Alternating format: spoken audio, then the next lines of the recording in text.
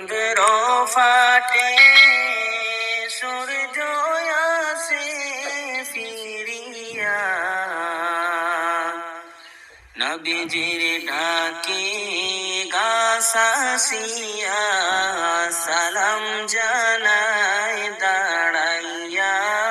আল্লাহুম্মা সাল্লি আলা সাইয়্যিদিনা মাওলানা মুহাম্মদ ওয়া আলা আলি সাইয়্যিদিনা ওয়া মাওলানা মুহাম্মদ।